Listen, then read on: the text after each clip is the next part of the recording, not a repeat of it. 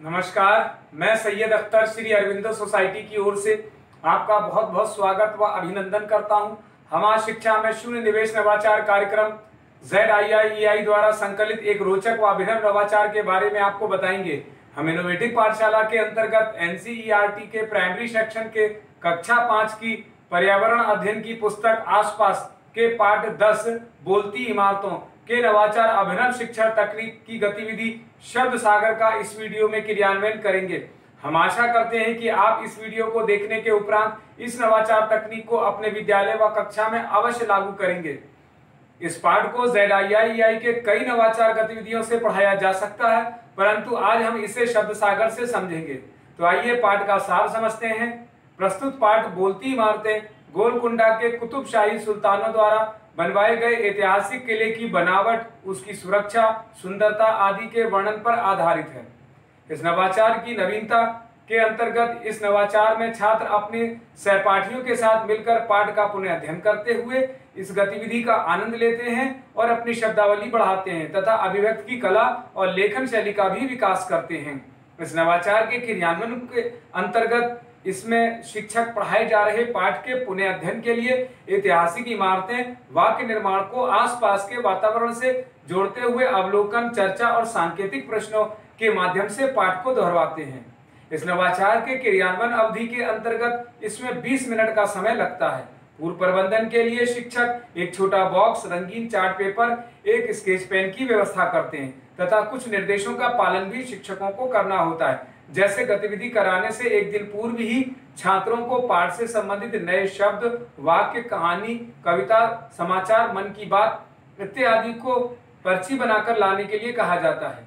छात्र पर्ची के पीछे अपना नाम व कक्षा भी लिखते हैं। साथ ही गतिविधि में सभी छात्रों की भागीदारी सुनिश्चित हो, यह भी शिक्षक ध्यान देते हैं। शिक्षक उन बच्चों की सहायता भी करते हैं जिन्हें वाक्य व शब्द को बोलने में कठिनाई होती है।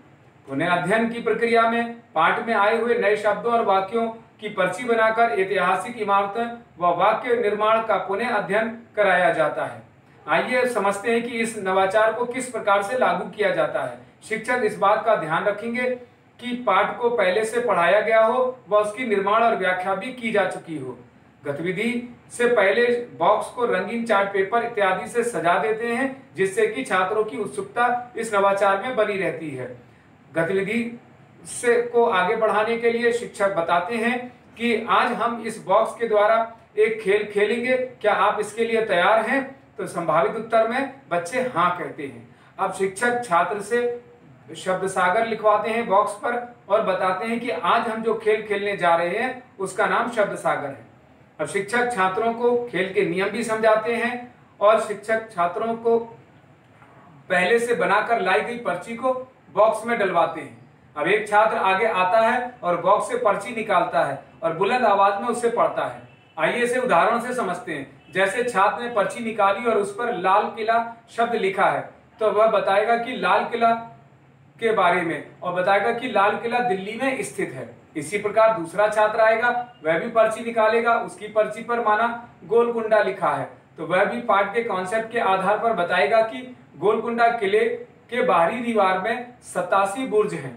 इस प्रकार छात्र बारी बारी से शब्द सागर गतिविधि को आगे बढ़ाते हैं। निष्कर्ष रूप में कहा जा सकता है कि शब्द सागर गतिविधि से सीखने के अनेक प्रतिफल प्राप्त होते हैं, जैसे कि अपनी पसंद की कहानी, कविता आदि से बातचीत करना, प्रश्न पूछना, निजी अनुभवों को साझा करना व तर्क देना को समझते हैं। चित्र, पोस्टर आदि से पाठ का आनंद उठाते हुए शब्दावली को बढ़ाते हैं। अपने घर के आसपास के वातावरण का अवलोकन करके विभिन्न वस्तुओं को पहचानना की समझ भी विकसित करते हैं। साथ ही वर्ण, अक्षर और ध्वनि आदि से अपनी भाषा को बोलने की क्षमता को विकसित करते हैं। शब्द सागर गतिविधि से सभी छात्रों में भागीदारी सुनिश्चित होती है व इनको समान अवसर भी प्राप्त होता है। कही जा रही बात, कहानी, कविता आदि से कहने की समझ विकसित होती है। इस प्रकार इस नवाचार में NCF 2005 का ध्यान रखा गया है और PRT अनुपात का भी ध्यान रखा गया है। साथ ही शिक्षक बोलती इमारतों को एक निर्धारित माह में ही पढ़ाते हैं। इस प्रकार इस नवाचार से मूल जीवन कौशल और गहन सोच के साथ साथ आत्म जागरूकता, सृजनात्मकता के साथ पारस्परिक संबंधों का भी विकास होता है। इस नवाचार में अभिनव शिक्षण तकनीक को भी समझा जाता है।